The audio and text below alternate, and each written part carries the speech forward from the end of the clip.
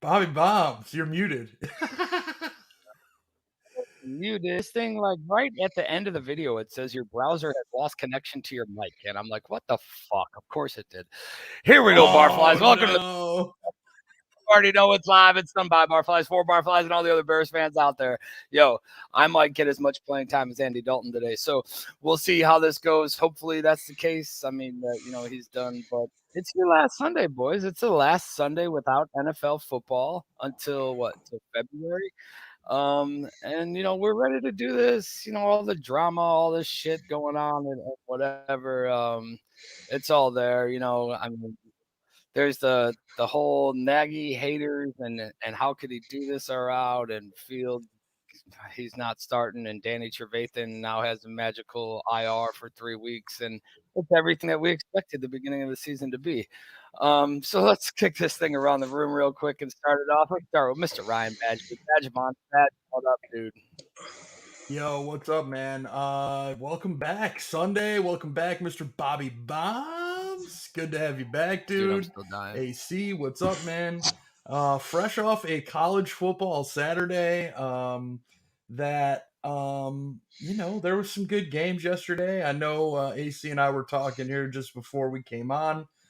We were lucky enough to have our teams win this weekend. I unfortunately for my Syracuse Orange, I think that's one of maybe 3 or 4 wins that they'll get on the season. But it's a nice long weekend, Labor Day weekend. Everybody that's been working their ass off all year should enjoy this weekend. All you fucking dirt balls that have been mooching off the government, get your ass a fucking job and get back to work. Everybody's Let's hired. talk some Bears, though. Dude, I've been doing that. I've been doing that for 21 fucking years. I don't know what you're talking about. Yeah, me too. Actually, longer than that, but. And then we got the bearded Bears fan, Mr. Aaron Curran, AC in the place to be, the Kentucky kid. What's up, dude? What's going on, fellas? As everybody knows, I got season tickets to see my Kentucky Wildcats this year, so we went to the first game yesterday. I'm hoping I'll still be able to do this show on Sundays after we play big games because I don't know how my voice is going to be. But we kicked the shit out of UL Monroe yesterday as we were supposed to, which is nice because usually Kentucky will let teams like that hang around with them. And as you can see, your boy got a little bit of sun, so hopefully that'll tan over and I'll be looking all right for the fall. But yeah, it's a great weekend. College football's kicked off, and Badge, hey, Clemson's O line did not look very strong, so you might have a shot whenever Syracuse plays them. I don't know. yeah. It's yeah, Baber's first year here was great. The last year of Eric Dungy. Since then, I mean, Tommy DeVito yesterday was 11 of 17 for 90 yards. It's like watching a Mitch first half in a Nagy-led offense. This up tempo Syracuse offense that they try to run and still try to run. I I just don't understand it. It's being an SU fan and being a Bears fan is very similar. It's kind of like one and the same. Both of your teams you usually have high expectations for, and then there's monumental letdowns throughout the season. And then every once in a while you'll have a bright spot. 2018 for the Bears. I think it was 2016 for the Orange, or 2017 maybe. But yeah, it's been a while for anything good sports wise to come to my house. The '09 World Series, the Yankees winning the World Series was the last time something good sports wise happened for me. Well, I'm sure everybody in the chat's like, we don't want to hear about old college ball. Let's talk Bears, so we can move along. Yeah, absolutely. Yeah, Bobby's gonna pop off and switch to his phone. We think so. All right. Yeah, I'm a little tired today because I stayed up all night watching. Like I was watching everything. I watched Georgia and Clemson, and I watched LSU go down to UCLA, which I thought it was good because I thought LSU was overrated anyway, and we play them later this season too. So yeah. Excited for Clovers, college to ball. start off today's show, will the Bears get clobbered or just lose against the Rams? Man, I mean, I don't know. I mean, I guess we can hop right into it and talk about this quarterback controversy that every fan can see, but apparently our GM and head coach cannot see. Because I mean, even my dad called me the other day. I was at work, and he was like, "Hey, what are you doing?" Blah blah blah. Now, I think he was drunk. I'm not positive, but I mean, that's like saying my dad's breathing air. But he was like, "You think Justin Fields should start?" I was like, "Hell yeah, I think Fields should start. You seen him play? I mean, you know what he gives you." He was like, "Well, Andy Dalton, yeah, Andy Dalton ain't doing shit." Blah blah blah. I was like, "Yeah, yeah." He was saying it sarcastically. And he was like, well, what if you put Fields in and he gets hurt? I was like, it's football, man. You gotta Shit put your best happens. players on the field, and if somebody gets injured, then they get injured. But you gotta put your best players out there. You can't bubble wrap them. You know what I'm saying? So Yeah, man. I mean, this whole thing, dude. I mean, I know I shared Berlissimo's thread, George Bayless, the other day. I mean, he's been on this from the jump about Coach Nagy and his lack, from everything. I mean, from scapegoats to play calling to mhm, his mismanagement, time management with the clock. right, I mean, just everything. And then there was another article from BDR Ozzy, a bear down under, basically talking about the same thing that I shared this morning, which is really pretty much basically the same thing that George was getting into. If you haven't seen either of those articles from those guys, I highly recommend you check them out. And because it kind of gives you a little bit of a background, into their thoughts mhm, on how things have gone since Nagy came in here. And guys, I know we talked about it in 18 and 19 and 20, and we've talked about it all off season and stuff. And I know I'm sick of talking about it, but the expectations, from 18 to 19 were humongous, right? right, You have 18, you're 12-4, you make the playoffs, everything is great, everything goes good. Like all that, right? And then you get to 19. Bears 100, it's their 100th anniversary. yeah. There's thousands of Bears fans Kicking and off the I don't season against the yeah, Packers. Well, yeah, that was the biggest buildup for fucking like for shit. yeah, For yeah. shit, Yeah. and it's just gotten like in the articles it pointed out the fact that 2 out of the last 3 years the Bears have made the playoffs. I don't Okay, big fucking deal. Good, yay. Playoffs. Yeah, we were fucking 8-8. Whoopee. We stunk. We looked half of what an NFL team should look like against a team that was completely beatable. Mhm, Like, playoffs isn't enough. I mean, I'm sorry, and I'm gonna fucking bring this up, and I don't really care. Fucking Aaron Rodgers said it this week. His comments about the Packers and this season, it's Super Bowl win or bust. That's the fucking problem with the fan base and this organization is, we made the playoffs. mhm, No, it's Super Bowl or bust every goddamn year, and Yeah. that's what it should be. And it just doesn't seem like this organization wants that. They're okay going out here and putting a guy as the head coach who doesn't have a clue. He may be a player's coach and he talks to the players great. Whoopty shit, it's not resulting into performance on the field. I mean, you can look at every position group and see a high draft pick that had potential that under this fucking organization has turned to shit.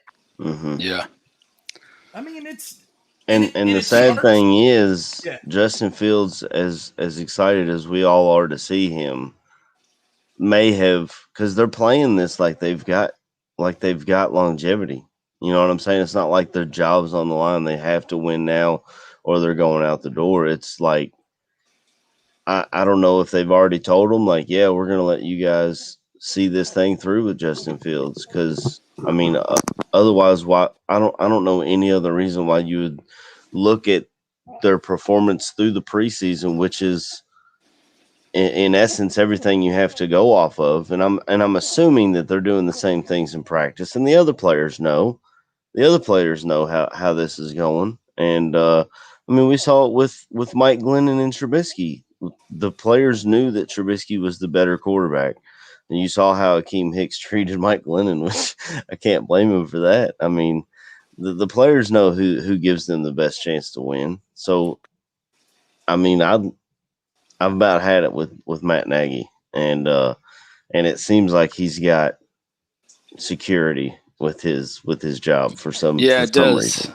It does for sure. And I mean, they've gone out of their way to not tell you what the contract is of those two. The whole organization has gone out of their way to not release what the Nagy contract is, what the Pace contract is, and it's it's something that people were asking last season and the season before. To see where and when is like the exit strategy could come into play, right? And the organization as a whole has specifically said that they're not going to mention what the contracts are, and where those guys sit. And this whole, like, you got two sides of fans, right? You got the fans that are saying that Fields isn't starting because the offensive line is shit and there's not enough protection there for him, right? And they don't want to get him hurt, which is fucking bullshit. And then, I mean, both sides, I guess, are kind of bullshit. Then you got the second one that are saying that Nagy's not starting Fields purposely in order for longevity, right? And to keep him around next year. I mean, either way you look at it, that's a fault on Pace and Nagy. I mean, if you're not starting the guy because your offensive line isn't good enough, well, then that's your fucking GM's fault and your offensive line and your head coach's fault for not making them good enough. If you're damn not going to start a guy because you're trying to keep an extra year, why are you worried about your job? Because you haven't been that fucking good. So either way, it all comes back to those two and where we sit. And I don't know, man, this whole, like, Dalton is our starter shit. It just feels like it's just stupidity, honestly. Like how? Yeah. Wait, let me do this real quick. Just because he hopped in, Mr. Ryan Kirkland Billings, KB, the fireman on the scene. What's up, brother? What's going on, fellas? Man, I didn't caught the portion of what was going on, man, and I got some things to say about it. Man, I got some things to say about it because I'm on the stand of, you say you don't want to start somebody because the O-line being bad. Understandable. You don't want to ruin your rookie quarterback. But on the same point, let's throw Andy Dalton, the less mobile quarterback of the two, out there behind the shit line and get him killed. So what happens when Andy Dalton gets hurt the first game against the Rams because he can't get away from Aaron Donald, and then Justin Fields is out there anyway? I don't get this whole bubble wrap somebody. If he's the better quarterback, which he is, you play your better quarterback. He can make up for a bad line being bad because he's mobile. He can move the pocket. He can get away from the rush, so on and so forth. It's common sense. It's common sense. Like I said, you're gonna put a statue out there, and he's gonna get broken half. I mean, it is what it is. So to me, they do want to start him. They just want to sacrifice Andy Dalton in the process. Yeah, I mean, I guess that's a possibility, but I don't know, man. Like, you're not making the best choice for the team. Well, I saw something earlier this week about Olin Kreutz, I guess, on his podcast with McKee, No Name Podcast. If you guys haven't checked it out, check it out because it's a pretty good show. And he was talking about how Justin Fields hasn't completely mastered the ability to set his protection right. And we saw it in the Buffalo game when he got drilled and he came out and said it himself, I didn't set it up right. That was on me. So I guess he's still got some things to learn. And Olin Kreutz was like, yeah, don't just throw him out there because teams are going to be able to confuse him, I guess. But I mean, I don't know. I still feel I'm still on the side of putting your best players out there, Who's and that? overall, just to call the You know what I mean? protection. Like so Trevor Lawrence, Zach Wilson, Mac Jones, who was picked after Justin Fields, though those guys aren't going to face those same things, but yet we're not going to start the number 11 pick of the first round of the NFL draft, but those other teams are going to. And I'm telling you right now, if Trey Lance hadn't have been hurt, I guarantee you he's the starter in San Francisco too. Oh, he'll be the starter week 5, I think. So I honestly think yeah. as a Bears fucking fan and as a fan base too, we look for reasons of why it's going to be better later instead of why can't it be like, why can't we do our best right now? I mean, for people to actually buy in, right? To buy into after seeing the play of both of them, to buy into this Justin Fields isn't ready yet, I think is shit, man. I mean, like, look, yeah, I get it. He didn't move a fucking the line. He didn't shift protection, and he got fucking blasted. Good. Like, welcome aboard. Welcome aboard, motherfucker. Like, he learned the same game because they did the same blitz with a DB, and he fucking identified and dropped it off hot. I mean, when do you see that out of any Bears quarterback? Yeah. I mean, I'm not going to sit here and take anything away from. I love Olin Kreutz and Jason McKee. I think it's a phenomenal podcast. Those guys have played this game at the top level. I fucking played high school football, so for me to sit here and try to say, I would never even attempt to debate Olin Kreutz. That just would never happen to me. But you get punched in the mouth. I don't totally deserve it. But at the same time, as a fan who has been with this organization since, for 36 years, 37 years, whatever, and having very minimal success, you want to see the best players on the field to win. And as a coach, that's what you're there to do. Whether you're a paid coach, a volunteer coach, whatever it is, you want, yes, at younger levels, every kid's got to play, right? I get it. But as you get higher up, it's about winning games, and you put the best 11 players on offense, defense, and special teams out there to win you football games. And when you're not doing that, you're not going to have success in shit like last year where you had to switch offensive coordinators and change your whole offensive scheme to get the best out of your quarterback. That's what should be done in the fucking first place. You get the best out of the players on your roster. And if you have to change things to do that, you do that. You're here to win football games. That's what you're here to do. It's not about to win the game. You know what I mean? That BU, stick BU right here. Because that's not what it's about. It's about the team. It's a team sport. It's not tennis or, any of these other sports, you could pool, fucking whatever else. It's 11 guys working together to make an impact and make a play, and the coaching staff is there to help and put those players in the best situations possible. And everybody on this fucking coaching staff hasn't done that. And how many across the board? How many more scapegoats are we going to get this year? Exactly. You know what I'm saying? I mean, before it was fucking... It'll be Sean Desai. They've already started setting it up. Yeah, before it was Mitch, then it was Heastan, then it was, this and that, and the offensive line coach doesn't know how to coach. Like, the fuck out of here. Like, hey, man, let it be what it is, man. Next year, we're going to have Brian Dable from fucking Buffalo to be the damn head coach. I'm calling my shot now. If Nagy is fired this year, the Buffalo Bills offensive coordinator needs to be the next head coach of the fucking Bears, and he needs to be the one that groomed fucking Justin Fields. Because that's simple. I've seen what that man did with Mitchell Trubisky and got him to look like a decent fucking quarterback. Can we get Allen to be an MVP? Can we get a Dabo and Dabo? A Dabo and Dabo? Hey, whatever you say, whatever his fucking name is. BD. No, I'm talking about Sweeney and Brian. Hey, hell, I'll take it. I will take it. Yeah, but Sweeney ain't living in Clemson. He makes too much money. Oh shit! After what happened last night. He went home let and me- wiped his tears with all of his money. He was perfectly fine, I promise you. Let me ask you guys this though, right?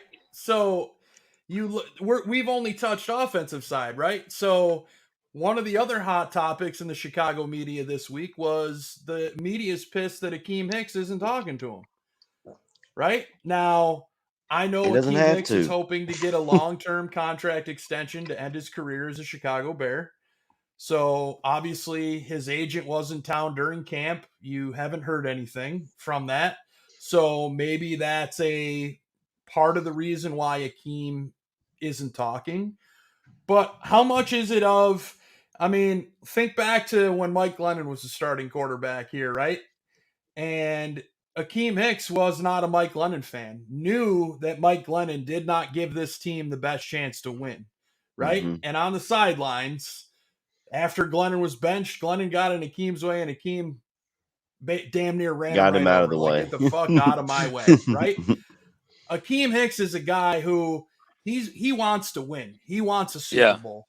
And he's sitting here and looking at this, and he's recognizing over Matt Nagy's tenure here. Now, granted, Mike Glennon was John Fox, but look at what's happened. So you had Mitch and John Fox. Akeem Hicks is here.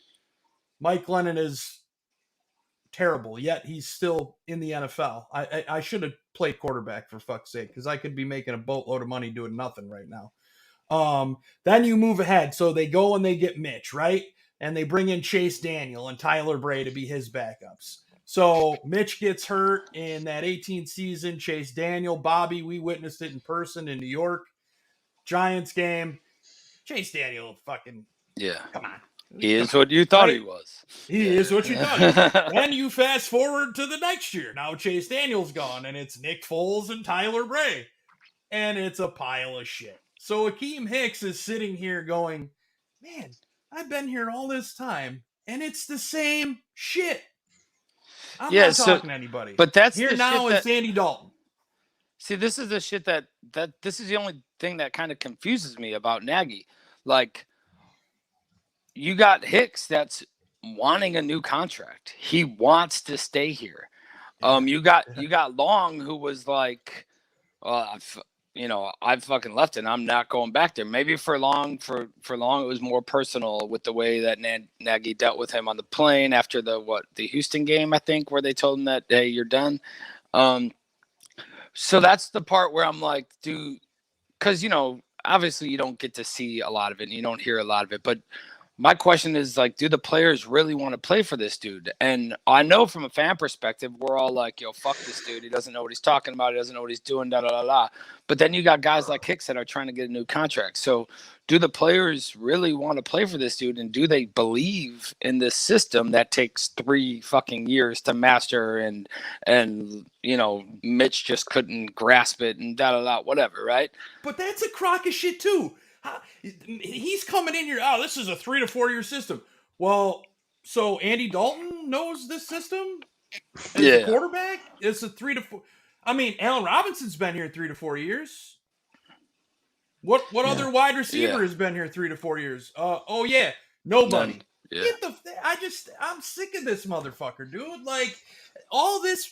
Oh, the why. And I got to talk to Mike Schaefer, man. I want to get a shirt on our shop talking about the whys. So that way we can all wear this shirt for every game and after every press conference and just rock this shirt. Just a big why, just Dude, a word why. I'm next like when I retire from the military and I get another job, I'm gonna just tell them, like, yo, it's gonna take me 3 to 4 years to learn this. I'm gonna need you guys to stick with me. I mean, just pay me anyway, but I'm gonna fuck up a lot. I just need about 3 a collaborative effort. Oh fuck, man. But that is the part that's got me though. Like, why would Hicks want to come back? My guy though. I gotta bring in my guy, man. Right. My guy Mikey Bets. All right, we're gonna talk some Bears with Mikey, and then he's got a great thing going on that we'll get into a little bit. But first of all, his debut on the Barfly Tailgate show. Here he is, right here, our man Mikey Bets. What's up, guys? Welcome to the show, my man. What's going on, Mikey? How's everybody doing? What's up, man? We're just over Dude, here. I heard you guys talking about same conversation. Yeah, I heard you guys talking about Nagy, bro. Dude, he's shot. I don't think anybody trusts that guy, and I don't think anybody trusts Pace, bro. That guy. Oh, I heard you guys talking. I was like, dude, what? Here we go. Same Yeah, shit, man, well, different so- Sunday. Yeah, right. Yeah, exactly. Let me ask you this, man. So, like us, right? You're an outsider looking in, right? And as you sit here and you look at what's transpired in this organization, in this new regime of Pace and Nagy, what like where is the hope for you for this season with these two guys here? I'm gonna sound like a dick here, but I really hope that I know that the plan is they're not gonna let him start. They're not gonna let him play week 2. They're not gonna let him play week 3. They're not gonna let him play week 4. They have this weird plan. I feel like, dude, the only way it's gonna happen is if Dalton like throws 3 picks a game, or somebody injures him, or somebody gets him out of the game, and then the only hope I have is Justin Fields getting into the game. There's no other chance I see. I could swear on here, right? Yeah. Absolutely. What the fuck? What is this O-line gonna? What is Andy Dalton gonna do with this O-line? He's slow as dirt, bro. I don't understand that. That makes zero sense to me. At least when you have Justin Fields back there, he can get out of here. My brain is so. Every time I hear these guys talk, I get more confused. Every time I hear Pace and Nagy talk, I get more confused. I think that we have a great plan and a great strategy. Where the plan has been here for 5 fucking years, 6 years, and we had seen 5 different quarterbacks. Where do you see that anywhere else? I don't see Everything's it anywhere else. fluid. It's fluid. What GM you get 5 fucking quarterbacks? Oh, sorry. It's a collaborative But effort, yeah, Mike. man, it's a shit show. First of all, I love the pictures in the background, bro. As soon as we put it up on full screen, I see fucking Chappelle's with the crack lips, bro. I'm That's dying Tyrone over there. Oh yeah, hell yeah. It's And then I got Tyrone. I smoke rocks. That's how I feel listening to Nagy. I smoke rocks. yeah, But- exactly. That's my rocks, Joe Rogan. It's like you're saying, man. I feel like this is the plan. This is the plan. 'Cause maybe they're so smart they're making us feel dumb. Maybe the plan really is to put put Dalton out there so Dalton can get broken half, so we can put Justin Fields out there in the first week. Maybe that is the plan. But- We saw it in the preseason, man. If they're at Soldier Field and Dalton is struggling, there is no freaking way the Boo Birds are not going to be out in full force. You know what I'm in saying? the preseason game for Yeah. crying Yeah, out loud. yeah. I mean, a meaningless game, and everybody's booing. Why? Because again, the first half offense didn't do a fucking thing. It's Nagy's MO. It's just- but then they wake up in the second half. Yeah, they wake up in the second half because a real quarterback takes over. I mean, I don't know what else to say, man. Like I said, maybe we're so dumb as fans that they're pulling this fast one on us, and this has been the whole plan altogether. Let's roll Andy Dalton ass out there, get Andy Dalton killed, and make it so this man that we showed that we tried, we failed because he was hurt, and now Justin Fields takes over from week 1 and goes forward that way. That's the only thing that makes sense to me. They're playing chess. We're playing checkers. Yeah, damn. Exactly. I mean, I'm a Madden GM right now. You know what I'm saying? That's all I am. Same. That's all I'm seeing in my head. I'm a Madden GM. You know, in my franchise, Justin Fields has 5,000 passing yards and 50 touchdowns. Oh, listen, I'm just going off of what I know as a Madden player. That's all the evidence I need. That's all the evidence I need. Exactly. That's all I need, man. That's all I need, bro. I don't show me any other GM that has had 5 fucking quarterbacks, and wait, why are you still here? What is going on? Why is Nagy? And I hate that Nagy gets on the podium every single time and acts like he's like, hey, listen, kids, let me tell you what. The worst one was, hey, did you promise Andy Dalton the job? He goes, here's the thing. Promises could get a little tricky, dude. Like, imagine you go to your you cheat on your wife or something, like, oh hey, cheat on. Hey, here's the thing. Promises. No, tell us what it is. Everything is always like fucking lukewarm and sugar coated. There we go, sugar coated. Stupid. I get so mad, bro. Like, yeah, did I then you got- say those vows? I was what had happened was when the thing, and then she called, and yeah. Yeah, tequila, man. Yeah, do something. Tequila. That's every great story for every lie. Period. See what happened was. Let me Yeah, stop what you. had There. I know happened. you're wrong. Let me stop you. But let's say there's the hypothetical chance that Justin Fields gets in there. I at least trust him way more than Dalton with that O line, and I feel like that O line would want to play for Justin Fields more. You see that the players can probably rally around Justin Fields more than Andy Dalton. I feel like, have you guys ever seen Spice Adams? The What Kind of Player Are You? And it's like the corny team captain. I feel that nobody voted for. I feel like Mitch was that, like, come on, guys, we can do this. And it's like nobody really wants to rally around him. And the same thing goes for Dalton. Nobody wants to rally around these, like, Mike Lennon. Like, it just doesn't make sense. I feel like they're fake captains, and they're only the captains that are the quarterback. I think it's just stupid. The thing that cracks me up, guys, is so Dalton throws a preseason touchdown pass. He had to play the whole first half in order to accomplish this feat. He throws the touchdown to Rodney Adams, right? Now, the catch was better than the throw, and the catch and run is what resulted in the touchdown, right? Now, Andy Dalton essentially got lucky, but as a head coach, let's point to that as, oh, Andy Dalton, I mean, made a good throw, saw that. Yeah, thank you, Rodney Adams, for pulling the ball off of the defender's helmet and not allowing it to bounce off. And right, then and what congrats, Rodney Adams. Go to the practice squad. What the fuck is that? Well, that too, after initially Yeah, bro, don't leaving get him me on the started. roster. But We'll bring in Perryman, who's been injured everywhere he's been and underachieved from his draft status. But we're gonna let Rodney Adams, who's done everything right this whole preseason, go to our practice squad. I mean, thank God he cleared waivers and we were able to get him back. I feel like if you guys wanted to move on, we can start talking about some of these cuts because there's some. Wait. So the thing about Dalton, when Badge brought up Dalton, right? Dalton comes back after that, and he was asked about the fans booing him, and he's like, didn't hear anybody booing after that 75-yard touchdown pass. Like, who the fuck are you, dude?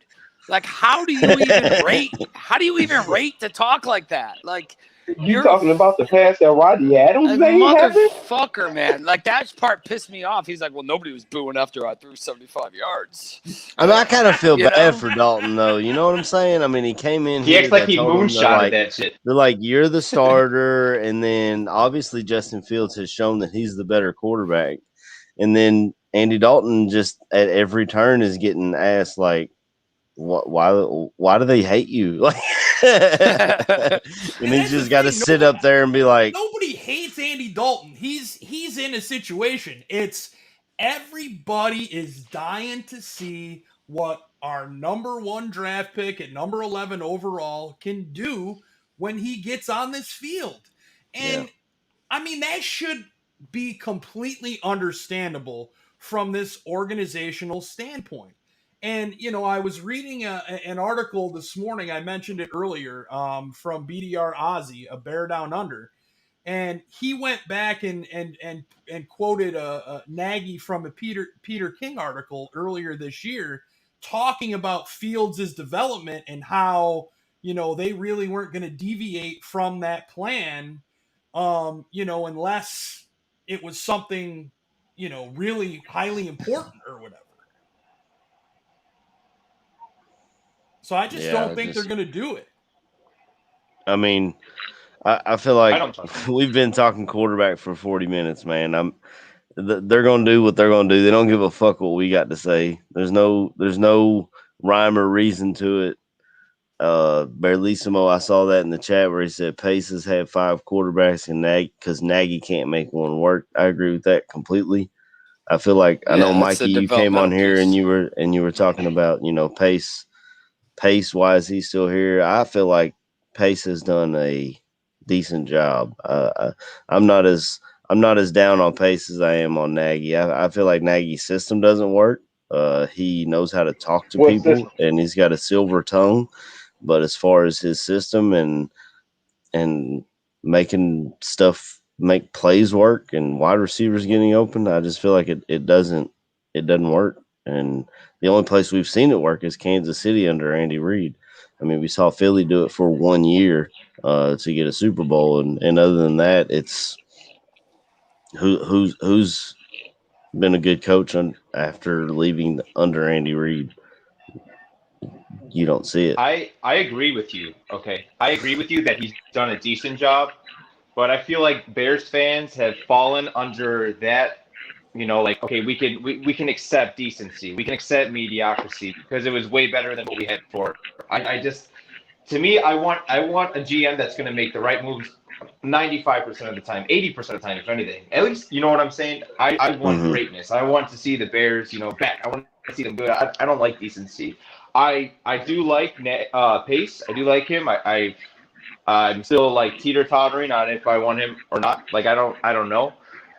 But you're going to have your third coach, and the first one, okay, I get it. Oh, well, I didn't get to make the hire. But the second one, we let you make that hire. I just feel like Pace is way too quick on all his decisions. Like, oh my gosh, Foles is on the market. We got to go get him. Here's a 4th-round pick. Oh my gosh, there's Andy Dalton. Oh, we got to go get him. Like, dude, just chill out. Look at, we have Quinn, right? The guy came here because of a coin toss. If I found out that guy came here because he won a coin toss, I would take the contract back right away. I'd be like, bro, get out of here. You don't even care about this. Because it was between him and us and the Falcons, right? Yeah. You guys not going to play for anything.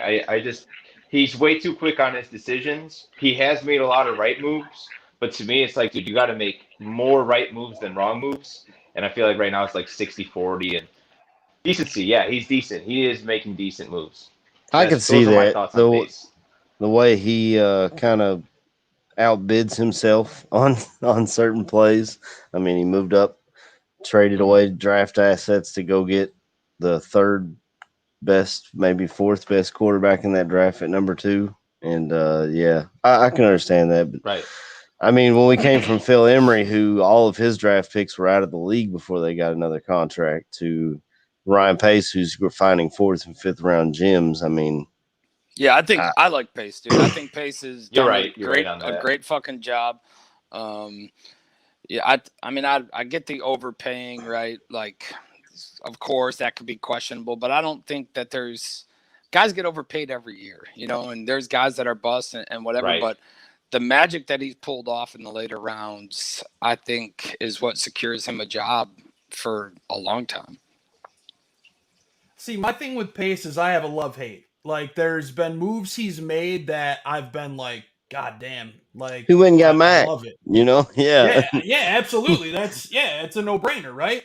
And then there's other things that he's done, and it's funny because, like, you look at, like, his number 1 draft picks, like, you look at Kevin White, you look at Mitch, Leonard Floyd, and those were high draft picks, obviously, 1st-rounders who didn't amount really to a ton. I mean, I think Leonard Floyd probably had his best season as a pro last year, but it was, year 5 in the league at this point. You see Kevin White bouncing around here and there, I thought Kevin White was all injuries, but even now he's not being able to stick with the team, and it doesn't seem to be because of injuries now. It's just so I think. And here's the hard part. So Pace goes out, he identifies Kevin White, top prospect, so on and so forth. Kevin White gets put in an offense, and come to find out he wasn't really a full route runner. Well, to me, that's something as a scout, general manager who, does this for a living. If he couldn't run the route tree, that's something I think you would want to know and would hold some weight into where a player like that is drafted. And he was the number 7 overall pick and couldn't run the full route tree? I don't. Yeah, that was just the West Virginia offense. They just that's just the way they used that him. was Pace's. I give him a pass on White, dude. That's the beginning of his GM career almost, right? Like the beginning of his picks and him, who knows, him trusting in a scouting staff that maybe wasn't that fucking great. And if you go back to that pre-draft, everybody had Kevin White going that high. Everybody thought he was going to be a stud because West Virginia just told him, hey, run straight and I'll throw it up. And Kevin White would just outrun everybody, which that's Big 12 football. So there's that. But Well, what do we see moving forward? That's my thing. Is like what? Here, let me ask you guys. What is your guys' each of you? What are your predictions for this year's record? I think Nagy's out week 7 or 8, and Nagy's out week 7 or 8. Yeah, they're gonna fire the coach Nagy's out. mid-season? Damn. Yep, I'm firing the. Well, I'll be surprised if Dalton's out week 7 or 8.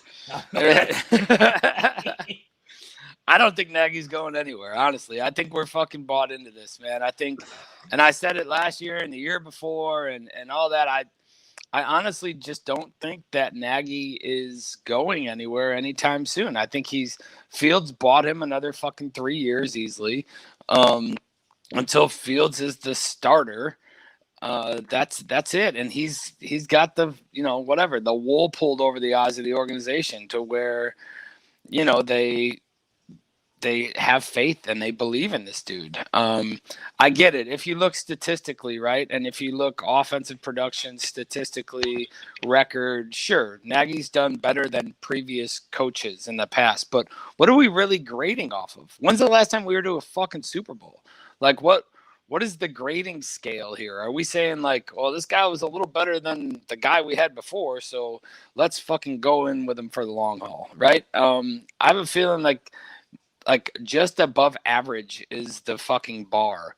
And unfortunately, that's what this organization has laid out. Like, we need you to be above average and you can stay. Like, why? Why can't we just be fucking great? It's like Badge said earlier. I mean, just making the playoffs has saved this guy's job. It seems like. Yeah. Well, I don't know. Look at the job. Well, that's always a coming flex, back from a 6-game losing streak. Oh my God! Have you ever Did seen he a fucking turnaround like that? Yeah. Get the fuck out of here. Maybe he should go losing We were streak. so enamored. Maybe he needs to go back to trick plays, man, because that's all that really works for this dude. You need to go back to teaching kindergartners, dude. You got to get out of here. Selling fucking homes and shit. Because, I mean, so we know this as Bears fans. I know guys take, people think that they'll see a coach fired by the Bears organization mid-season. I just don't see them ever doing that, ever. I just don't. So, and to be honest, I'm in Bobby's camp here. I really believe that these guys will be extended for, I don't know, maybe 3 years, could be 2. Unfortunately, because I believe that the clock starts on Matt Nagy when Justin Fields becomes the starter. And you've seen reports and you've seen articles this week that it's a really good possibility we may not see Justin Fields this season. And as Bears fans, if the team does not play well, it's going to be tough to sit here again and watch a shit show week over week. And then come on here and talk about it. And then have to come and try to entertain me with basically me yelling the whole time because I'm so pissed off about it. My expectation for this season is not very good. My expectation is, and it has nothing to do with Andy Dalton as being the starter. It really has to do with I don't trust this offense in any way, shape, or form, no matter who the quarterback is, who's playing at any position. I think the offense is a shit show. And my mantra for this season is shit show. I think we will show up Sunday Night Football in LA, and I think the Rams will put up a 40-burger, and we might score 13 points. So my outlook for the season under this Matt Nagy-led coaching staff and coaches who have been here and haven't improved players in their positions. Yeah. I honestly, if we have 6 wins, I'll be shocked. The total Bears thing to happen is going to be the same thing that happened against Green Bay that one year. We're going to come out, beat the fuck out of them the first half. Dalton's going to look fucking fabulous. Everybody's going to be like, oh my God. And then we're going to blow it at the fucking end. And then there's going to be all this belief that Dalton can do it. And it's the total Bears thing. But Mike, let me throw this back into your court real quick. And let's play off of the whole Mikey Bets style here. Over under on wins this season. Let's go. What's the over under on wins this season? And then we'll go whether or not we believe it's over or under. The over under right now is at 7.5. Yeah, I was gonna say I think it's at 8. Yeah. I'm going under, dude. I'm under. I'm going over. No, I'm going over. Okay. With Dalton starting on that one. The whole season? Dalton starts the whole season. You're going over? No, he's not going to start the whole season. Okay. He's not going to start the whole season. There's no way. If these guys want to save their job, it's not going to happen. Like, there's no shot. There's no shot. Zero shot that he starts all 17 games. No way. I can't see it. Do you guys actually see that he starts all 17?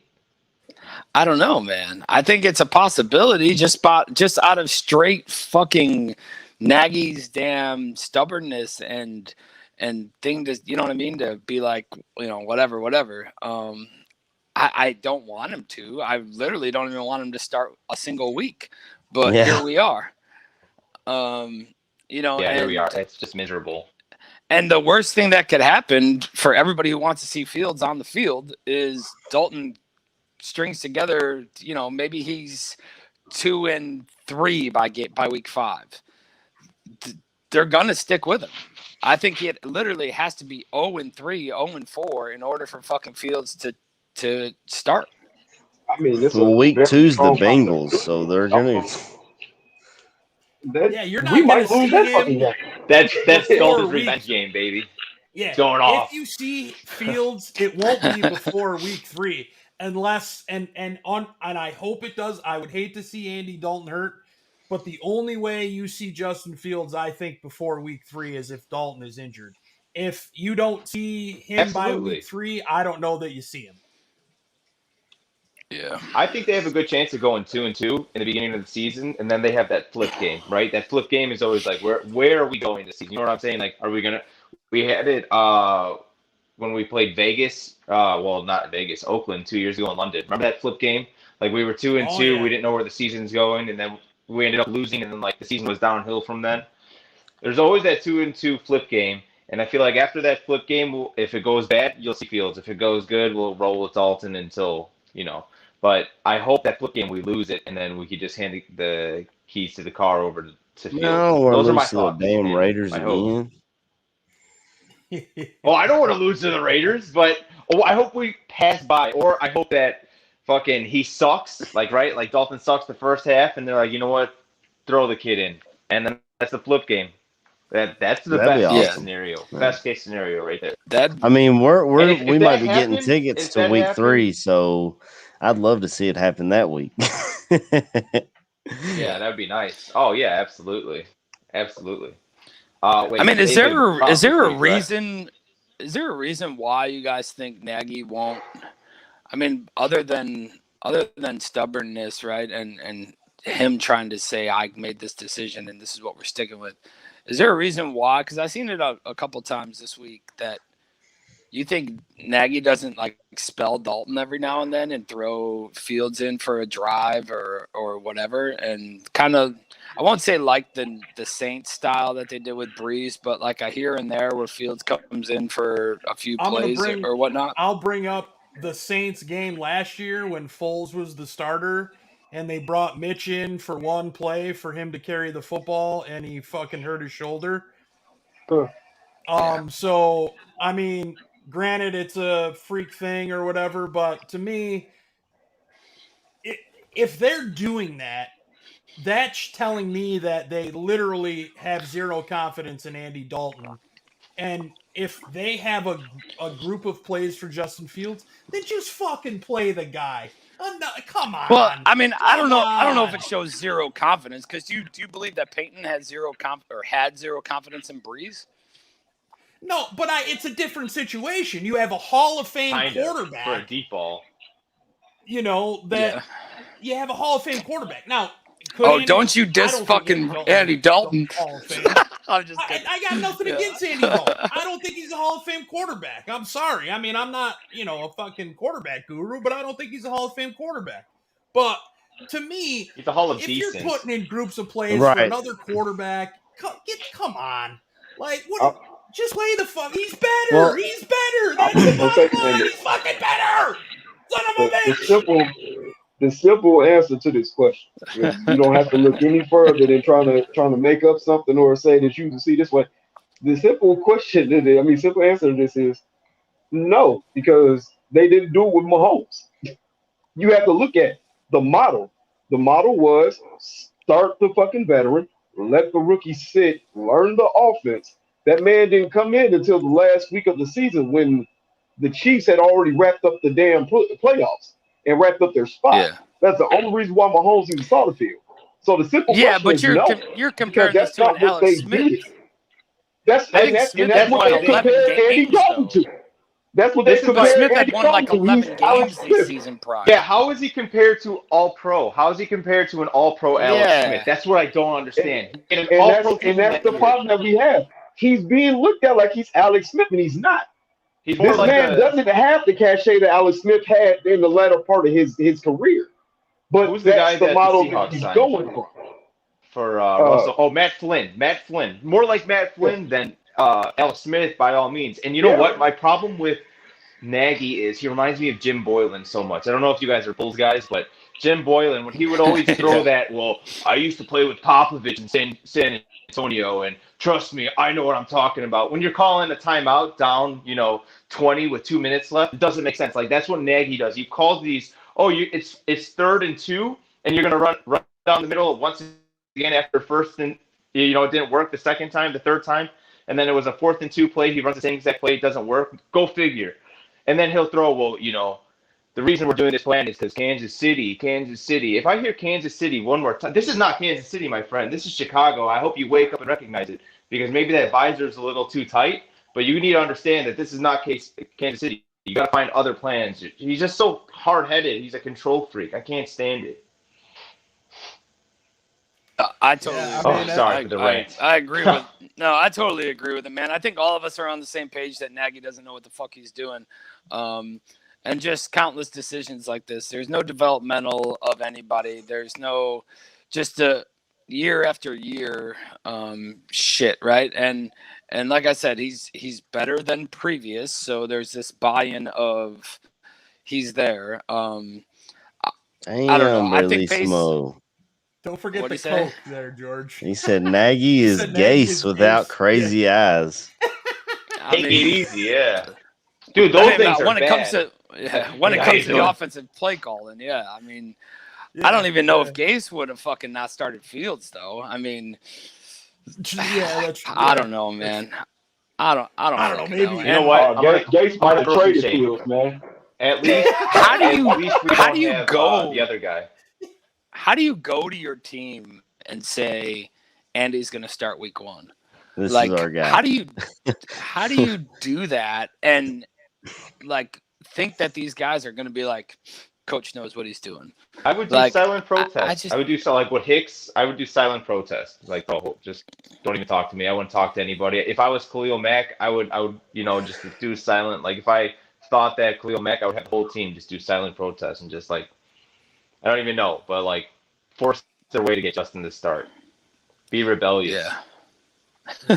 All right. I don't see him playing for them. I really don't see them playing for them. A fantasy football league that is doing some really, really awesome stuff here, and that's one of the main reasons we brought Mikey on. So let me give you a little bit of details about the league. So the Mikey Bets League is a 10-man league, which consists of writers, reporters, and content creators around the nation, like Barstool Sports' Frank the Tank, the Philly Godfather Gary Sheffield Jr., and many more.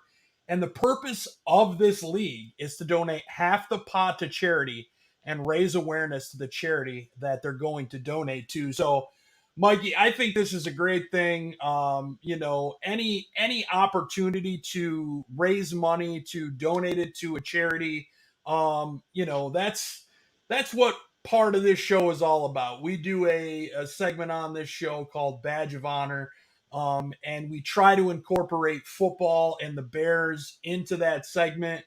And man, this is awesome what you're doing, dude. Fantasy Football League, 10-man league. You got some big guys coming in there.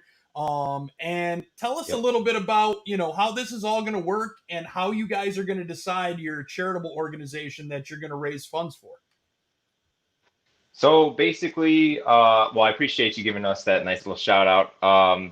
I appreciate it, but yeah, basically you got to just screenshot yourself listening to either any Barroom Network show or any one from, just the Barroom Network. Screenshot any Barroom Network, post it on your story, and mention us, but mention the Barroom Network or Mikey Bets, and you'll have a chance to win. So chance to get in, and your league fee is covered already. We cover the league fee.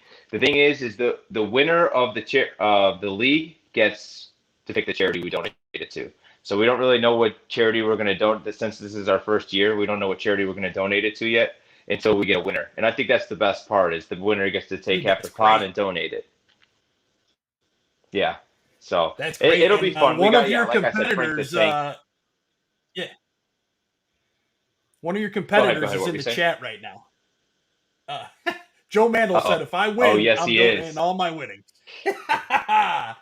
Dude, this is freaking awesome, man. So tell us a little bit about some of these guys that you have in the league, from Barstool Sports, like Frank the Tank. Are these guys good fantasy football players, or, is there a shot for somebody like Joe who has a fantasy football show could come in and really dominate this league? Man, what a shot at Joe. Everybody there, has man. a real shot. Yeah, seriously. Are these guys good fantasy football players, or is there a shot for a guy like Joe? That was fucking low. Go ahead, Mike. The guy My who bad. He just called you a bum. He called you a bum, right? I mean, y'all know we call him Average Joe Mandel. It's not. Yeah. Damn, Free yesterday charity pissed right me there. off Thanks because again, Joe. I appreciate it. roster with Adam Rank. I was like, damn, he's got a good roster. Shit, that means I'm going to lose all my money. Yeah. This year. Oh my gosh, I don't know how he had that lineup with all, like, I think he had right Cooper Kupp on there. I don't know. It was a really good lineup. Yeah, it was really good. And by the way, Cooper Kupp's going to be sneaky good this year, especially with Matt Stafford. Just want to throw that little shout out in there for him. But Barstool Sports, Frank the Tank, he's great. He knows everything. He actually has a website called sportsencyclopedia.com that Barstool bought from him. And the guy knows every little fact about everything when it comes to fantasy football. We have the Philly Godfather, who is pretty big in Philly. He's like I think he's locked out in 3 casinos because he broke the bank on them. It's crazy. And he wins in fantasy every year. I think he's a 5-time champ in his other league. I don't know how good that league is, but he was flexing that the whole time. Gary Sheffield Jr., that's a homie of mine. He's going to hop on and do the league. I don't know how good he is, but he talks a lot of shit, I'll tell you that. And I don't know. We'll see how he does, yeah. But it's going to be fun. If all you got to do is talk shit to be good, I'm the fucking people have a chance. Yeah, there you go. Yeah, they're number 1. If that was the case, then the Lions would be number 1 in the NFC North. You know what I'm saying? Like with what's his name? I forgot his fucking name already. Dan Campbell. You better hide your kneecaps. 17-time champion Joe Mandel. Joe's gonna kick my ass week over week. And I totally deserve it. So like Joe said, I'm probably going to be donating all my winnings to whatever charity I pick when I win. So just so you guys know, that'll be the case. But you guys the listeners have a chance to win. They just post a screenshot of them listening to anything on the Barroom Network, or even leave a review too. Appreciate that. That's not how you actually win, but got to say it. And just do that. Post a story, mention us, and then you get your chance to get in. Hopefully we can make it fun and get the listeners involved too. Yeah, for sure, Mikey. for everybody that's in the chat listening now, tell them about your show, man. Tell them about what you do, your show, and everything like that, and kind of give them a brief, quick overview of everything that you're going to bring, especially with football season coming up, man. Everything that you plan on bringing to the table, and what where they can find you. Appreciate that, Bobby. So I have a show. It's called the Mikey Bets Show. We've had a lot of good guests on there, like Rod Blagojevich. Somehow he's came on. Jim McMahon's been on, and we just talk bullshit, Bears, bets, baseball, anything that starts with a B, Bulls, of course. Brews, everything. We talk so much, but we really focus on gambling when it comes to football. I have a separate website called MikeyBets.com where you can pay for premium picks. Pretty cool. But I throw out free plays every day on my Twitter, so you guys make sure to check that out at Real Mikey Bets. We do a lot of content on there, and the show is it's just a fun show. It's a place to escape when you're having a long day or traffic fucking sucks and you want to listen to something funny, get off your mind. Tune into the Mikey Bets Show. It's an escape from, just all the bullshit you see in the world right now. And that's all it really is. And if you're a fan of Chicago, you'll love it. I don't know. I got some listeners in Philly and New York, but Chicago, I basically talk about the most because I'm a rider for the Bulls, and my number all-time rankings for me is Bulls Bears. It's tied right there, and then I'll do. I know you guys are gonna hate me, but New York Knicks. I'm a Knicks fan too, so got to do that. Got to shout them out. That's all right. I mean, I got some Kentucky Wildcats up there on the Knicks. Yeah, I mean, they labeled King Julius, and then they choked in the fucking playoffs. But hey, what are you gonna do? So, some teams didn't make the playoffs. Bulls, Bears, and Knicks. I love misery. Exactly. You guys can check check out the show though at Bar Room Network. That's where you find all my stuff. Mikey Bets. Last week we had Max Markham, who's a really good NFL content creator, and then we had Frank the Tank. This week we're having Jeff Nadeau. Oh, we also had Fred Hubner on last week, but we're having Jeff Nadeau and one of the Sopranos content creators. It'll be a good time. So appreciate the shout out too, Bobby. Yeah, definitely, awesome, man. Dude. Definitely. We appreciate everything you bring to the network, and just the whole gambling scene, man, blew up, and hopping on it. Yeah, somebody tell Kentucky about it. I mean, nobody's gambling on Kentucky, so we're not allowed. The freaking governor is like, no, we ain't voting. We're not gambling down here. I'm like, I can go to any state around us and sport and gamble on sports, but not in my state. Well, you know that we can't bet Illinois. We can't bet Illinois teams. You know that in Illinois. Wow, really? On what? Site? Yeah, you can't bet Illinois college football. Oh, teams. okay. Try to bet Try to bet Illinois, NIU, anything. You can't bet them. Sucks. Wow. I don't know why. It's a stupid rule. You could obviously bet on the Bears and stuff, but it'll be cool. The many Saints and Mikey Bets. Facts. Yeah, it is strange. It's a stupid rule that the governor put in. So if you want to make a bet on Illinois, you got to drive to Indiana. Wow. Stupid. Jeez. Yeah. Yeah, I didn't know that, man. We appreciate it, dude. We appreciate you jumping in, man, and talking with us. And we wanted to really, get the word out about this fantasy football league and the funds going to charity and whatnot. Yeah, man, I appreciate it. We would love to, when the season ends and the time comes, man, we'd love to have you back on, maybe with the winner of the league, and make the big. And I gotta wait till the season ends. No, get it. No. Just for this, you're welcome to come on with us whenever you want, man. We love it. Anybody it was a fun time. It's really fun. We're all about it, man. So we appreciate you coming on, man, and we look forward to doing this again, brother. Appreciate you, brother. See you guys, and have a good one next week. Go Bears, man. Thanks, Mikey. We'll try. Right, see you guys. Thanks, Mikey. Appreciate it, man. Yeah. Yeah, man, it's good dude, good dude and good intel, dude. and he's the smorgasbord of sports, has a little bit of intel on everything, or maybe a lot of bit of intel on everything. And Joe Mandel's pissed in the chat, dude. Mandel's like, those two, we might have to have a celebrity death match between those two.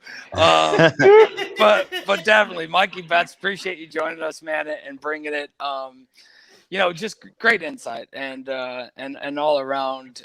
Check out his show, man. Great show, has fabulous guests on there, and just, like you said, it's kind of it's all aspects of sports. It's just a good time and a good listen. So check him out. And he's, week 1 is next week, boys, and I know we're gonna have badge. Now, Joe's. This is the fucking deathmatch show. We're just taking people Damn. out. Yeah, I totally deserve it. Is Mill Skinner a Steelers fan? I've seen 2 comments already, and all he's talking about is Steelers. I Like can't said, see the Benny chat Snell today, was man. dubbed Benny Snail, like the animal snail in Pittsburgh. Look, Benny Snell came up here and played at Kentucky, and he's our all-time leading rusher and all-time leading rusher in touchdowns. The guy is not a freaking speed back, but you just let him pound it out, and he'll get it done for you. I mean, There you go, AC. Double He lived in, entendre. he lived in Pittsburgh for 27 Yeah, years. I heard it too, AC. Or I heard it too, KB. what happened? Somebody has to take that clip of just let this guy pound it out and he'll get it done for you, and just play it with AC. I'm sorry. Well, I don't know, man. I mean, so next week, right? We got Sunday night game, which kind of sucks. I would rather have the early game. So we got to wait all day for for some action. We got to see all these rookie quarterbacks come in and start and see, what they bring to the table and what they do before we get to see anything. And I'm not going to go with predictions for next week yet. Let's talk move about over this roster. Yeah, let's move over to Danny. I want to move over to Danny T being magically put on the IR. I know the IR changed this. Well, I don't know if it was this. I think it was this year, to where now you can put as many guys as you want. It's only a 3-week thing, and you don't have to designate anybody to come back. You know how you used to have to do it. I wanted to say it was like a month in advance, or however early in advance you had to designate somebody to come back. And then if that guy didn't work out for you, you couldn't redesignate. But Danny T, I mean, he played, preseason. He looked okay, I thought. I know Ogletree, I think, had a better camp, but Danny T's your veteran. Put on the IR. He can't play till week 3. Is this another one of these hidden injury things that, that we've seen this organization do, or what do you guys think, man? Is this just is it a big loss at this point where Danny T is currently? I don't know what happened. He played in the last preseason game, and then all of a sudden he hit IR, and I was like, "What the hell happened?" Like, I have no idea. I didn't see did anything come out and say exactly what he was dealing with, or was it just like we're putting him on IR with knee soreness or something like that? Because he's up there in age. Let's be honest. Yeah. But the entire linebacker, like, they kept 7 of them. They kept everybody at linebacker, and that's what blew me. And they kept like 4 corners. Like, that was what I wanted to touch on with this roster was the amount of linebackers to corners that they kept. Just doesn't make sense to me. Now we might see a move. I figured we would have already seen a move, kickoff's next week. You would expect to try and get someone in here to clear the COVID protocols, to at least get their head in a playbook for a second and a half before having to jump on the field. Sorry, man. I was laughing at this comment. I finally opened up comments here, but the factor says Danny T runs like he got shot in the leg. Damn. Hey, Danny T was all over the place that last preseason game. He made an interception and they had another pass breakup, and he's up there and with contracts, right? With everything that's going on and all that, and all these dudes that are overpaid and whatever, and then you throw this dude on the IR for 3 weeks, and the base of it is that let's just put it how it is, right? That he's just He's too old. He's not as agile. He doesn't bring to the table what he used to bring to the table. But yet we're still hanging on. I mean, we got guys that we've seen that did, like AC was saying, we keep 7 of them. We've seen guys that we thought were a deserved cut. Was like, yeah, okay, we can do fine without him, right? And then we've seen guys that we thought were going to make the squad on the offensive side, particularly, who made it and then got fucking cut afterwards. Just the whole aspect of everything, like the decisions are killing me almost every day, dude. You look at this and you're like, what the fuck? Like, what happened here? What happened there? And I don't know it starts with obviously Fields, and then it goes with, the wide receivers, with how many people we're keeping, with Danny going here and there. Like, what the hell is, like, where are we going? Whoa, like, well, let me ask what is you the this, way ahead? Right? Let me ask you this, right? So throughout training camp, right, you saw from people in attendance, you saw from the Bears themselves, talking about some of these defensive backs in practice making plays. But then you get to the preseason game and you're like, what the fuck? Like, they've been making plays in practice, but then don't show up to make plays in a preseason game. Granted, you're reading tweets, you're not really seeing it happen, but it just seems like maybe for the preseason they didn't. Maybe it was just getting used to being out there again and so on and so forth. I don't know. I mean, it's the practice thing. Oh yeah, we had a really good week of practice. I'm sure we'll hear that probably in one of the pressers this week before the LA game. I don't know. I don't even know what to very expect, strange honestly. to me to keep 7 fucking linebackers for 2 of them to just play special teams. Right. You're telling me you couldn't find other people to fill those 2 spots? Josh Woods and Joel Buniwe? I didn't feel they earned a roster spot. To me, those are 2 spots that could have gone someplace else. And maybe, and I would think they have practice squad eligibility left, where if it got to because did anybody think they were going to get freaking picked up in free agency? I'm sorry, I didn't. I mean, with the COVID, you've got the extended practice squad as it is, and I think it allows you to keep even veterans on there if they don't have. I mean, I don't know how the eligibility worked.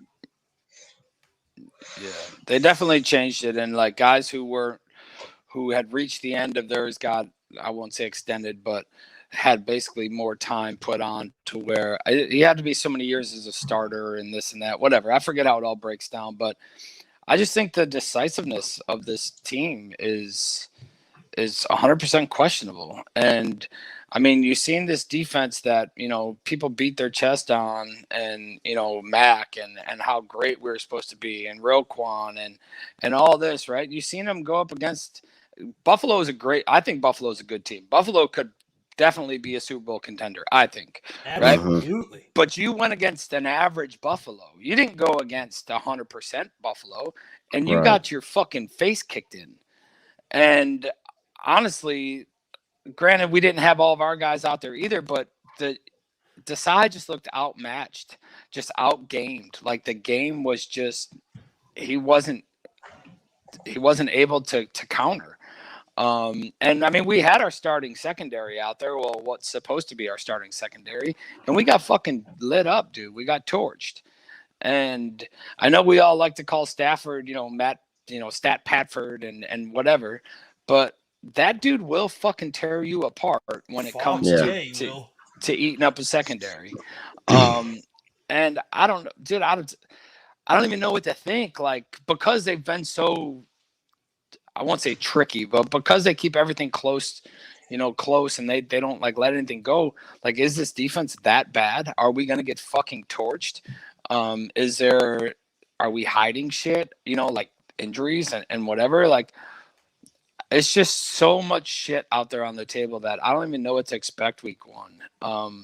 I mean, the cornerback room's just god awful. We've got Jalen Johnson, who we've anointed as the number 1 corner, who is a good corner, but he has injury concerns. He was hurt his last year in college, and he got hurt last year. And then behind him, you got Kendall Vildor, who everybody thought was going to step up and be that guy, and he hasn't. We haven't seen it. Someone said in the chat, Mitchell Trubisky picked on him the whole game. Yeah, he did. And we will see that continue. If Mitch knew how to do it, I mean, what do you think Stafford's going to do week 1? Behind him, you got Shelley, and then I think they keep Xavier Crawford after that, but that's it. Those are your corners, 4 of them. You come out in a quarters package, you can't even run it because you got 4 corners. Like, I don't know what the plan is. I want to speak on this real quick because I see the comments in the chat. We're talking about preseason, yes, because that's all the fuck we see. We've seen people who are anointed as starters come out and get destroyed by players who are supposed to be second and third stringers. But these are starters. So when we go up against the Green Bays of the fucking world or the Rams who have Cooper Kupp and who's my other man who Robert Woods, talented wide receivers, and we see them get destroyed, then what is it? Is it just preseason at that point? Because this is all the fucking talent that's on the roster. You have the likes of Jalen Johnson, who like we said, we know is a fucking baller, but the dude is hurt. He's injury prone. Let me say what it is. He's an injury prone player so far. So and you can't have it both ways. Thank you. And then the next thing you're looking at is you got Artie Burns. You got Kendall Vildor.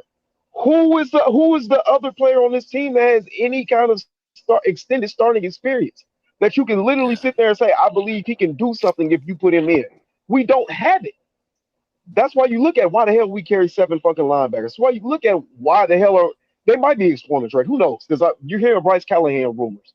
Yeah. You hear maybe we'll trade for Kyle Fuller, which would be the biggest slap in the fucking face as a Bears fan. But Bryce Callahan's injured as well. This is the same discussion I had with somebody else, man. You can't turn around and say Justin Fields needs to be the starter because he fucking lit it up in preseason and then say that your defense is okay. Because it's not about us being defeated. It's about us seeing what we see. You see Justin Fields ball out like my man Bobby just said. You see him play. We all sat there and compared this man to Andy Dalton and said he's clearly the better fucking quarterback. Where are the better defensive players? Where are the better fucking corners at? Because we didn't see it during the preseason. That's all we said. Nobody's sitting there acting like it's the end of the fucking world. It's just that we have Jalen Johnson, then we have a list of people that we don't know shit about. It's as simple as that. It's not just the preseason, guys. This is the Nagy tenure it's not just the preseason. This is what our thoughts and opinions on what we've seen since Nagy's come in here. And if anybody can sit here and have confidence in what's going to transpire a week from today, I mean, defeated, Jesus, dude, I have zero confidence that this fucking organization can do anything at all. At all, period. It's not even the team. It's the organization that I don't have confidence in. None.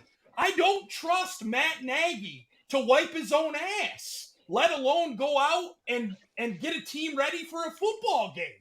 I don't do it. I'm sorry. I can't sit here and pretend everything's going to fucking be okay with this team. It's not. It's a fucking disaster already. And this is where started.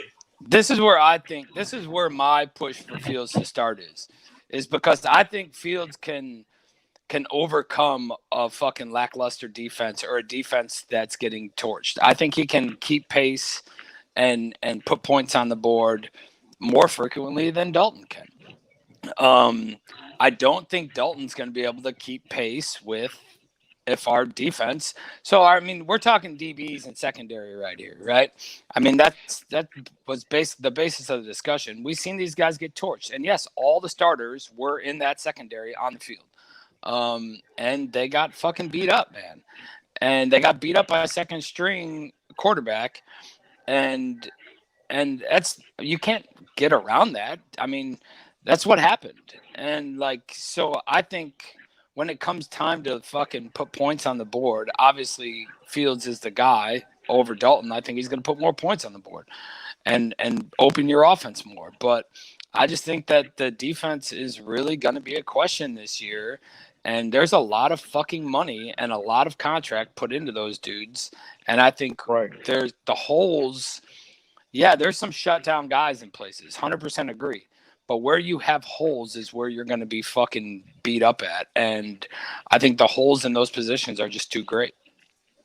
I give Torian credit for giving the Bears 6 points before the fucking half, because I think it'll be a fat fucking 0. So, kudos to Torian for having more confidence than I do, but I don't expect this offense to score any points in the first half coming out week 1. I'm gonna say the trajectory, just seeing my man's play with Andy. Like they said, man, who knows? Maybe he does come out and light the fucking world up. Who fucking knows? I'm not predicting that because I've seen what I've seen on the field. I've seen the product. The man couldn't move the ball, and outside of a lucky throw, I ain't gonna say lucky, an amazing catch by Rodney Adams, and a hell of a play that he made after making that catch. I've seen nothing out of Andy Dalton. I mean, it is what it is. Nobody's predicting the doomsday. We see the state that the team is in, and to be honest, it's not like the state of the team is in an amazing place. I know I've seen people that have been cut by other teams. I would have loved to see us bring in. I've been singing the song of Gary and Connolly since the fucking before the preseason even started, before football league was even started. Hell, I don't care if he's coming back from an injury. Hell, bring the dude in. He's a former first round pick. Everything's gone to shit since Mark Sanchez left. God damn it, you're right. But he was the glue holding it together. Like you said, I've seen Benrick. I can't even say the guy's name. He played for Houston at first, and he went to Miami last year. Benrick McKinney. He's still decently young inside linebacker. I would have loved to see them take a shot at him because to me, Chris Jones didn't really pull his weight this fucking preseason either. I'm not an advocate of starting with 7 fucking linebackers, but shit, trim the fat, bring in other people. You can cut Rodney Adams and bring Rashard Perriman in. You can definitely cut Christian Jones and bring in fucking McKinney. Yeah. Hell, he might be younger than fucking Christian Jones. You know what I'm saying? It is what it is. The state of the defense is in flux, man. The state of the offense, to me, is in flux because Andy Dalton started. But it is what it is, man. And that's why I said Nagy, week 7 or 8, out the door. Needs to be. If he goes through another six game losing streak or a 4-game losing streak, I've fucking had it. I'm done. I don't care how we look. And I'm sorry if the chat came in here to be uplifted and us to take them to church on Sunday. We're telling fact. We looked at the game. We see who's available. We see the moves they're making, and none of it adds up to us. It's like saying 2 + 3 equals Jello. It's not working. It's like my boy, the little baby said, 1 + 1 = 3. I can't support your personal needs. Dude, so look, I know we shit on the cornerbacks and we shit on the secondary a bit. The secondary can be great if we get pressure up front. They can be. And I do think that we have a great front 7. But I just think when you go into this with the question marks that you have, right, different moves could be made. The front 7 could save the day.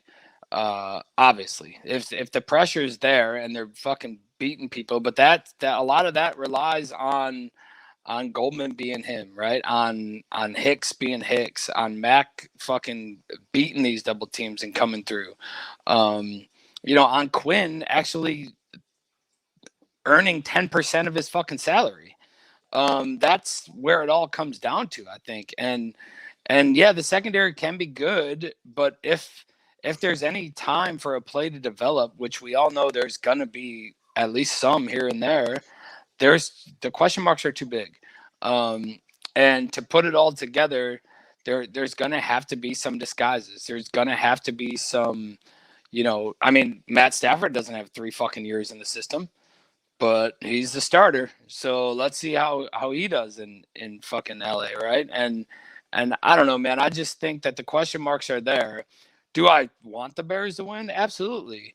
Do I think they could pull it off? I'm not, unless you're going dink and dunk with Dalton, right? And actually feeding Montgomery the ball. In order for that to happen, Matt Nagy needs to change his game plan, and I don't feel that's going to happen. And real quick, because I got the energy today. Don Burr, our resident Lions fan, that's here more than I am. So that tells you something. Listen, Linda, listen. Y'all first round tackle already looking like a bum. He's gotten his ass beat by the second and third string guys all day. Brashad Perriman legit asked for y'all to fire him so he can come play for us. That was y'all best wide receiver. Who else is in y'all wide receiver corps? Like, chill out, dog. Burr, listen, I love the banner. I love that you in the chat more than most Bears fans are, man. But I need you to chill out, bro. You a Lions fan. Y'all at the bottom of the division. I need you to chill out, my guy. Just want to let you know that, man. I had to give him his shout out because, like I said, he's here more than I am. My man is a worker that sits outside the store and looks in through the windows, and he don't even work there. That's what Don Burr is. I just had to give him a shout out, man, because like I said, I got the energy for the shit today. Shit, man. This is, I mean, Torian put it right here. We have a stretch of Green Bay, Tampa Bay, the Niners, Steelers, and Ravens. We have one of the hardest schedules in the NFL this year. I think we have the what hardest. About that well, shows having confidence in this team.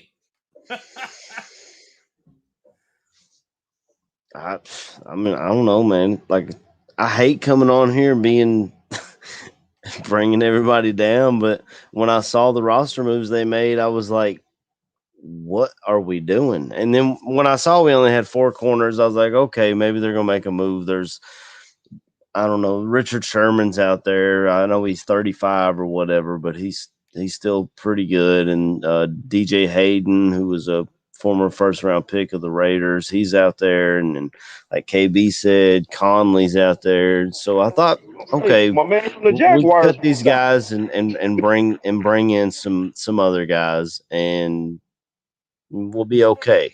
But they have not made a move. And I don't know what the plan is, other than Dalton starting and praying to God that your front seven gets home. All right. It's game week. So you essentially would want to have whoever's you're expecting to play this week already in the building, because your game plan, I mean, you heard Nagy in his presser. We've 3 days off, and then Monday we're on to LA. So you would think there's nobody else out there that could help in that cornerback room. Yeah. I find that really hard to believe, man. I mean, I just named 3 people right there off the top of my head. That's exactly. I mean, I don't get it, man. I don't know. I don't know what the plan is. I mean, we need O-line help too, and there's some right tackles out there like Ricky Wagner. I've talked about Schwartz this offseason, but after the way he talks about Nagy, I don't see him I don't see him coming in. But he called bullshit. He ain't even picked up yet. Right, you got Ricky Wagner out there who is arguably better than Ifedi is at right tackle. People, I mean, for some reason I keep seeing Mustapher getting shit on, and I just think I think he's fine. But I don't know if they would want, maybe bring Wagner in at right tackle, slide Ifedi into a guard position, and then put Whitehair back at center. Then you're shuffling again. And I don't know, man. There's free agents out there that can help this team, and I feel like they're just sitting on their hands. They're just happy to be here. I don't know.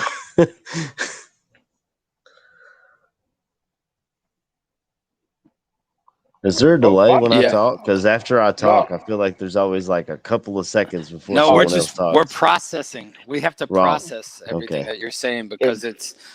Do I need subtitles for my country ass accent? Is that what you're telling me? I'm kidding, man. I'm kidding. I was gonna say, man, when I hear you talk, I close my eyes and I do this. KB's on one today, man. He got that flag Hey, flying in the back, looking patriotic as fuck, you know what I'm ripping saying? on Don Burr. I'm coming into my second shift, man. You know what I'm saying? I worked the 24 before this one. I'm working the 24 today. So I'm on the halfway point of my 48-hour shift. I Shit, better I get got some some shit to talk. Man, I don't know. I mean, granted, we all want what's best, right? We all want what's there, and sometimes we're 100% wrong in what we decide or what we think the move should be, right? I mean, that's why we say the fanalist part. Fanless.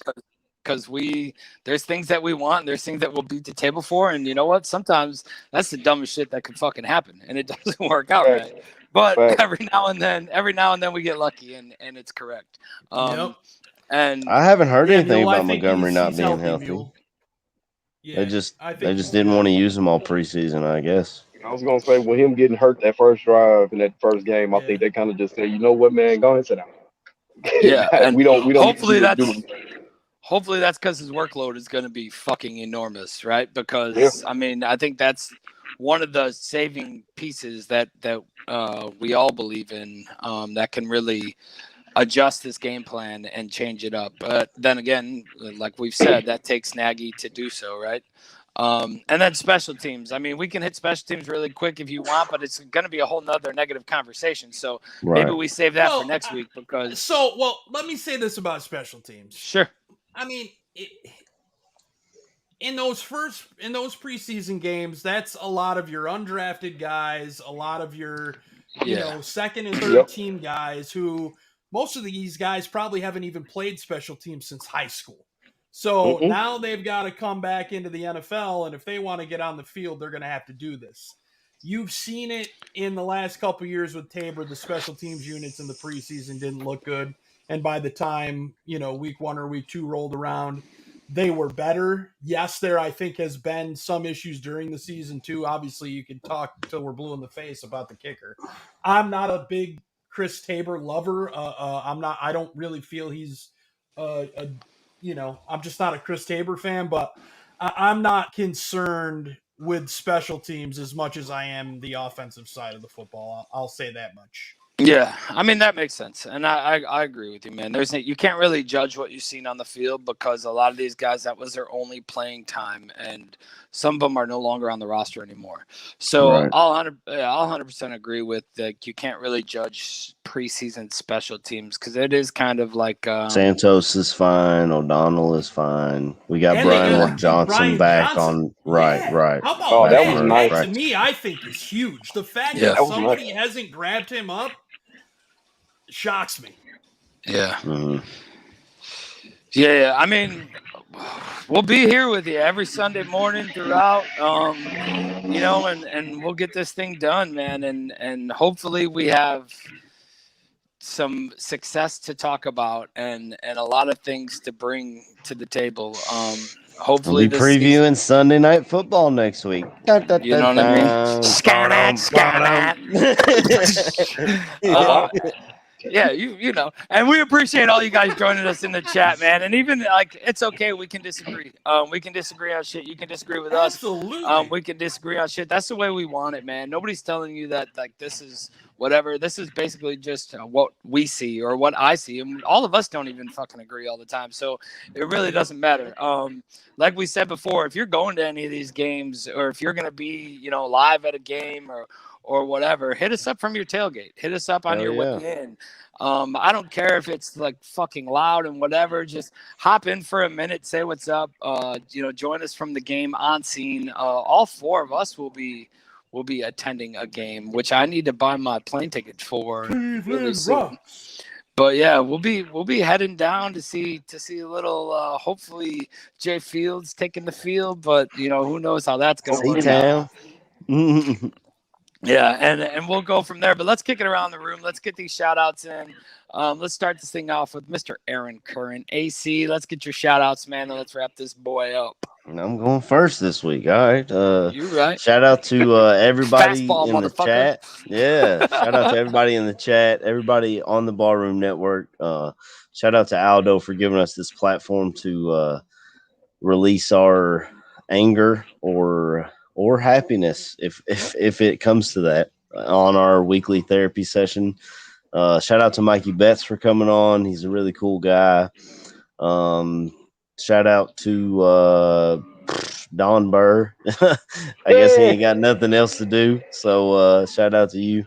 And shout out to the Kentucky Wildcats going 1-0. Let's go, baby. I knew it was coming, man. I was waiting for it. I thought maybe it'd be one of the first ones, but either way, let's move it over to Mr. Kirkland Billings. What you got, man? And like my man AC said, man, shout out to all the fans, man. Shout out to Aldo for giving us this platform, man. Like I said, it feels good to come on here and bet, especially after a long week. Shout out to, you know what I'm saying, Mr. Pets. You know what I'm saying? It's one of the first times talking to the guy, so he's real cool, down to earth guy. And shout out to y'all, man. 'Cause like I said, man, we gonna be doing this shit for good, for better, for worse. It's, like my boy AC always says, therapy. And I could imagine doing this shit with nobody else, man. So love, man, love. Absolutely, man. Mr. Ryan Badgley, badge of honor. What you got, man? Yeah, man. Shout out to you, Bobby, to Carrie, to Jules, to Lexi, to Audrey, all you guys freaking dealing with the COVID crap. Dying, and just man. hoping, yeah, man. Like, been there, done that. So happy you guys are happy. Clovers, I love this comment, man, about Buffon having a coronary at halftime of the Rams game. If Makes that's sense. one of the shows that'll go live during the regular season. At halftime, you'll have Aldo and John Buffon and Tyler Ellis, the Gaines Report.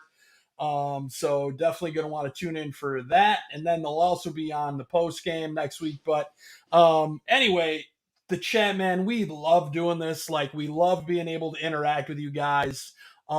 We have a blast, reading your comments, going back and forth. It's so much fun. And I want to announce that next week we will have our first badge of honor of the season. Ed Yakaki is a 4-time cancer survivor. And this guy, man, is just an inspiration. And you're going to get to hear his story next week. And Ed's a huge Bears fan as well. So we're going to talk, some Bears Rams with him as well. And I'm excited to have him on and present him with a badge of honor for next week. Huge shout out to KBAC, our man Mikey Bets, hopping on with us this week. They got a great fantasy football charitable thing going on. So you can check that out. Just all you got to do is listen to a Barroom Network show. Send it to Mikey Bets at Real Mikey Bets. And you can get in on that too. So looking forward to next week, even though we're not confident, we're still going to bring it to you like we do week over week. Oh, we'll probably there at least be 2 of us that pick the Bears to win. So Right. either way, that's the way shit goes. Hey, Definitely. real quick, Bobby's Bob. got us going ahead, what you 17-0. I just want to say, also on the shout outs, man, I want to give a shout out to, an old friend or whatever of the show, man. Shane Marsaw, man. Fuck all the beef, fuck everything else that's going on with whatever drama, whatever the shit is, man. Just say a prayer for the man's family, man. I'm not gonna put his business out there more than what he already has. If y'all ever want to know, I'm pretty sure y'all can find a way to get in touch with him. Just say a prayer for his family, and that's it, man. Just keep them in your prayers because they going through a little bit of a tough time. So I just want to get that out. Absolutely. Riley Strong, our prayers are with the Marcel family, of course, man. Shout out to everybody in the chat that brought it today. Clovers, Don Burr, Torian, Brian, Skinner, Calvin, Pusha T, the Skinner, Mule Skinner's in there, and just everybody who joins week in, week out, man. Mr. Mac for the win. All you guys, 7 Brew. I'm just going through, man. You guys all bring it and keep this thing lively and going, and we definitely appreciate it. Shout out to Mr. Mikey Bets for joining us today. Check him out at MikeyBets.com. Check out some of his gambling. If you want to get on there, you want to get on the scene, start throwing it in, man. And yeah, like Badge said, you know, my family, dude, we've been hurting this last like 2 weeks. This whole area that we live in, there was 160 kids quarantined from school once the first week of school started again. The football team quarantined, the soccer team, cheerleading, every fucking sports team that the high school had was basically quarantined. My wife just got out of the hospital yesterday, so shout out to her. Love you, babe. You know, it's trooper out there fighting, man. And then, you know, we just all came down with the fucking sickness, man. And it's like the fucking vaccination doesn't even matter over here because everybody's up in the hospital or whatever. So big spike in this area. So all the friends and everybody around here that, you know, that was recently diagnosed and is fighting. Now the cough comes at the perfect time. You know, my bad. Get it. You know, and shout out to the bar room and everybody, all the shows that are going. I think there's 22 fucking shows now. I can't even name. I can't even name them all, man. I know. Bulls, Bears, Bets. Yeah, so Blackhawks. check it out, man. Yeah, I mean, check them out. Go over there, see what's there to offer. There's plenty there. No matter what your style or forte is, whatever your sport is, the Barroom Network's bringing it. Definitely, like I said, appreciate all you guys joining us. We look forward to next week. I think next week the time changes, Badge? Showtime? Yeah, next week we are at 9 a.m. That's 9 a.m. Eastern time, 8 Central. I know it's a little early, but hey, we got to welcome back our guys, Joe Mandel and Adam Sham, the Fantasy Football Goon guys. Will have those fantasy rosters ready for you for week 1. So they're going to be popping on after us around 11 o'clock. Yep. So, I mean, it'll get you started. Get your Sunday started. Congratulations on making it through an off season of, you know, and being here for the next one.